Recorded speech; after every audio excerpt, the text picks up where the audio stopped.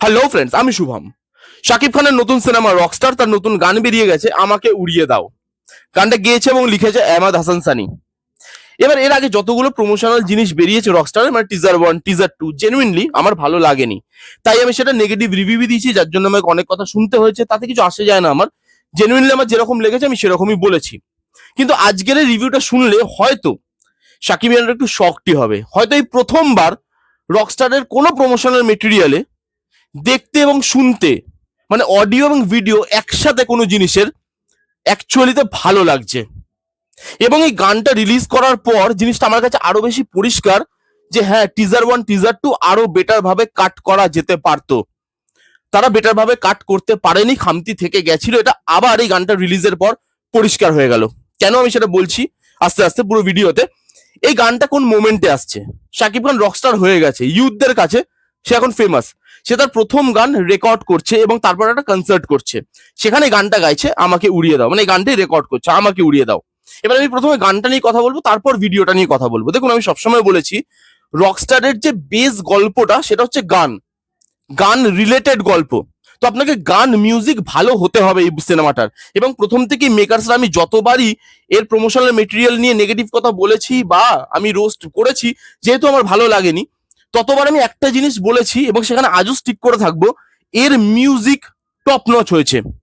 একটা রকস্টারের সিনেমাতে বা রকস্টার বেসড সিনেমাতে, গান বেসড সিনেমাতে মিউজিক এরকমই হওয়া উচিত।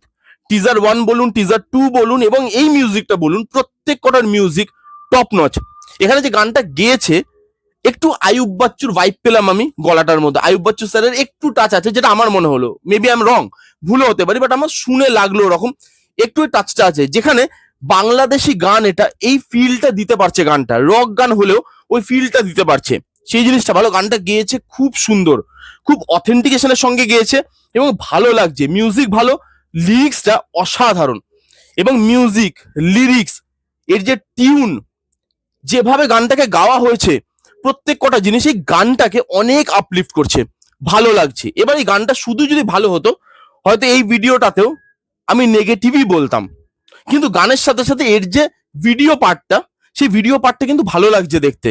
বিশেষ করে শাকিব খানের এখানেও বয়সের ছাপ স্পষ্ট বোঝা যাচ্ছে, কিন্তু একটু কম, একটু কম বোঝা যাচ্ছে। যেখানে বিশেষ করে রেকর্ডিং করছে সেই জায়গাটা বয়সটা অনেকটাই কম লাগছে এবং সেখানে শাকিব খানকে ভালো লাগছে, অ্যাকচুয়ালি দেখতে ভালো লাগছে।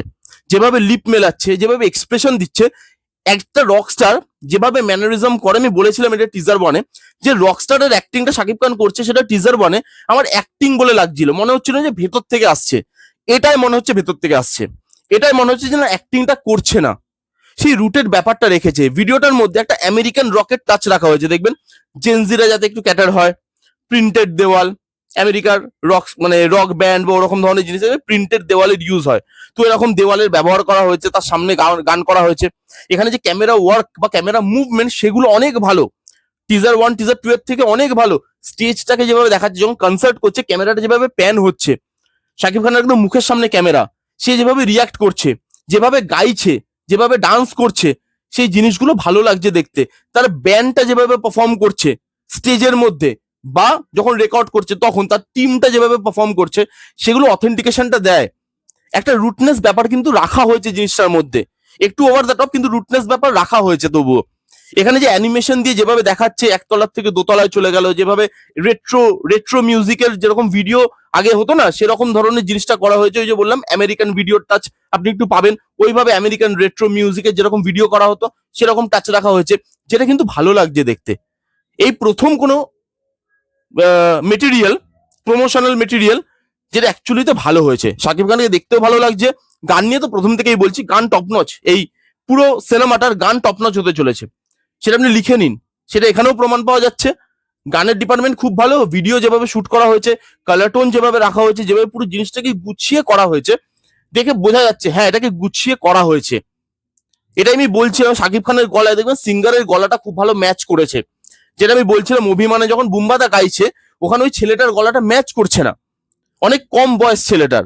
বাট এখানে আপনি দেখবেন, ছেলেটার বয়স কত আমি জানি না এখানে, বাট তার গলাটা ম্যাচ করে গেছে।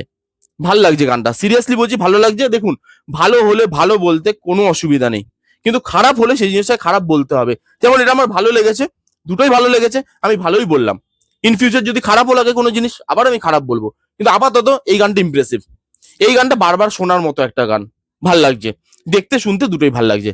এই ছিল রকস্টারের নতুন গান আমাকে উড়িয়ে দাও। তার ভিডিও মানে তার যে গানটা বেরিয়েছে সেটা রিভিউ, কারা কারা দেখেছেন শুনেছেন আপনাদের কিরকম লেগেছে কমেন্ট করে জানান। যারা যারা এখনো দেখেননি জান গিয়ে দেখতে পারেন, ভালো লাগবে। এই ছিল রিভিউ, কেমন লাগলো রিভিউটা জানাতে ভুলবেন না। ভালো লাগলে please give a Thums up, like করবেন, কমেন্ট করবেন, শেয়ার করবেন, চ্যানেলটাকে মাস্ট সাবস্ক্রাইব করবেন। দেখা হচ্ছে নেক্সট কোনো ভিডিওতে, ততক্ষণ bye bye, take care and be safe.